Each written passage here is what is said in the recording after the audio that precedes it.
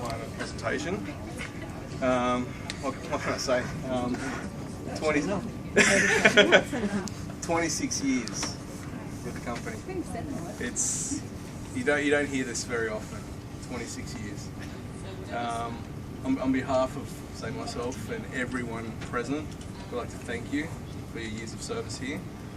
You are a unique. To say the least. To say the least, yes. I'm going to miss you. We're all going to miss you.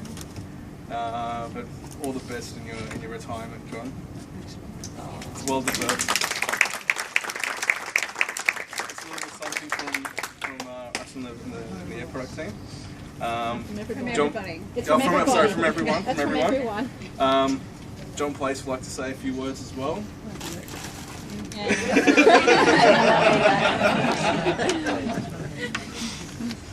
Yeah, as you know, John's been here a long time, and he's very close to a lot of us and has made a big impact on a lot of us as friends and also a colleague. You just covered the years he started. It was actually 1887, not 1987. Oh, sorry. Just to, we had a prop organised, but it was didn't meet standards here. It passed standards in North Korea, but we couldn't use it here. So it was a fog machine, so we weren't allowed to use it today. So I bought something that was just delivered before.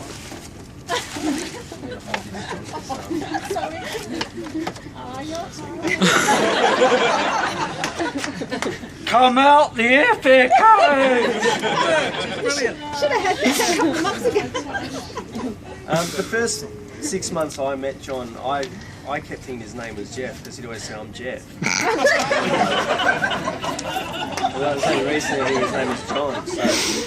So, we asked a few colleagues if any stories that he had in the time he's been here. So we don't have every single story available, but we got a few out.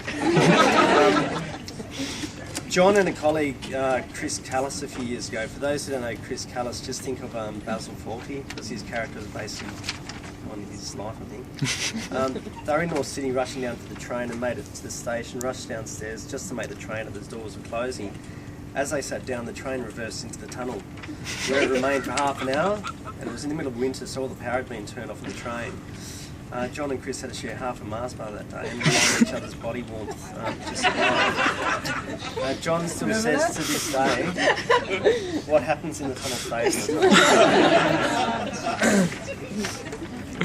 tunnel. Also, another story with Chris Callis. John and Chris were heading home, and John offered Chris a lift home in his car. It was a hot day this day, and John put all the windows down as they set off. As they drove off, John decided to put the air conditioning on and put up the windows, not realising that Chris Callis had his hand in the gutter of the car, closing his car in the gutter. So Chris was driving along screaming, and John couldn't hear him. And thirdly, the old compactors that we used to have, like the storage compactors. John was accessing some old files, but he didn't realise that on the other side was Julie Demevsky, and she got crushed in the compactors. We will miss John's thought-provoking conversations in the kitchen and his sharp wit, only to compare that of Oscar Wilde. For those who don't remember Oscar, he was one of the office boys some years ago who lost his job wasting time by constantly writing poems on the back of the cubicle doors in the men's and ladies' toilets back in 1891.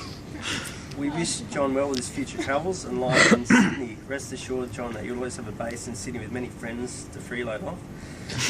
And there's an old saying that comes to mind. It's that true friends are like the stars. You may not see them, but they're always there. So, on the darkest nights is when they shine brightest, John. So yeah, you'll be missed here, but hopefully we'll see you outside of it and catch up, as I say, when you come to Sydney. I've got a lot more, but you can read through these later. So, all the best, John, and miss you.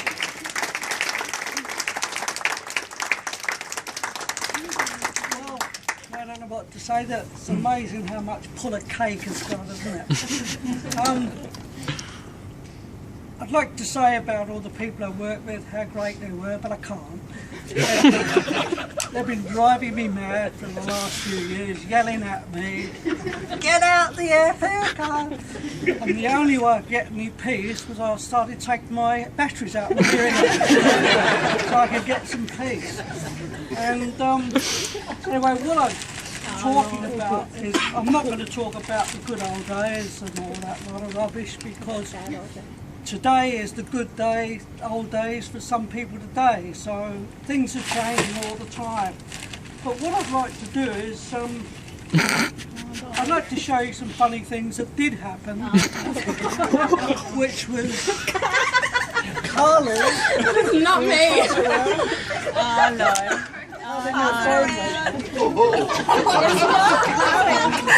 It isn't me. John's eyesight. Oh, God. They're fair training.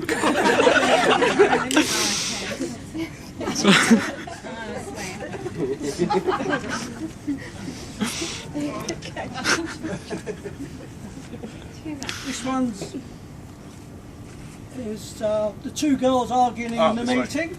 Yeah. It's his idea, not mine.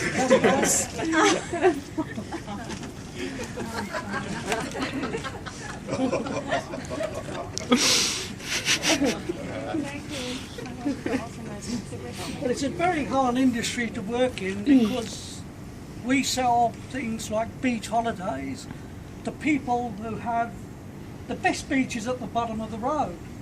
So how do you sell these holidays to these people? And the answer is you create fantasies. And you sell these holidays to people by creating marketing fantasies. So I've done some ideas of marketing fantasies as well.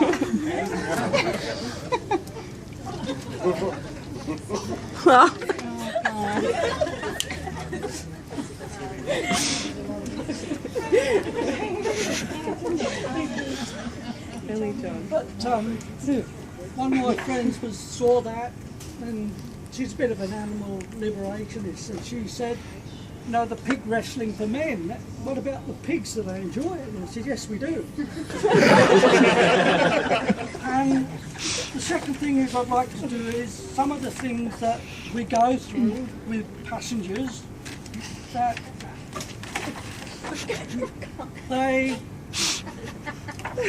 we might spend 2 hours trying to sell somebody a package to sell them, save them $15, and then they come back with $15,000 worth of shopping. You know? Those are the things that we have to put up with. And here's the last one, which is, oh, that was an invention of mine at a meeting. It's actually a pie chart of procrastination. I didn't appreciate that, and I've never been invited back. And the last one is the things that we don't show the passengers. The things that happen to them. Not way too much time. I know. Think of what we'll be receiving. And the last thing is, of course, we go away ourselves and we spend all this trip of money overseas and we buy presents, and we come back and we arrive back in Sydney, glad to be home, and we get into the past customs and we get to the carousel, and you're standing there and people start laughing on the other side, and you think, you know, what's happening here?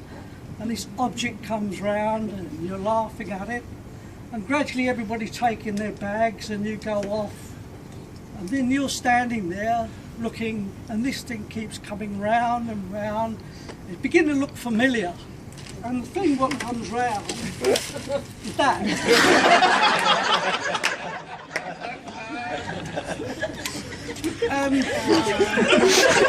You know, pick it up, sure enough it's yours.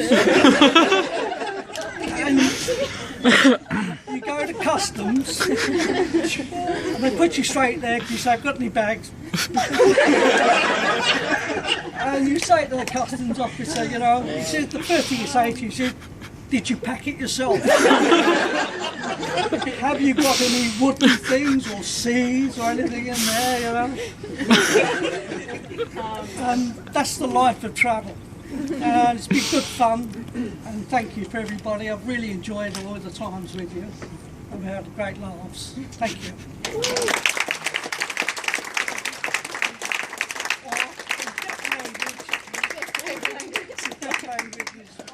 Last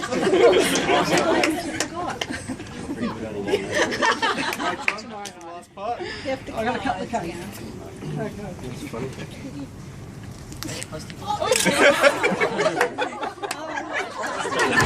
Good enough. Where's the plastic? Typical.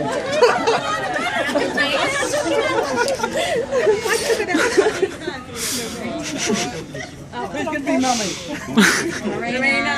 Marina be mummy. Mummy. Mummy and I. What are you doing?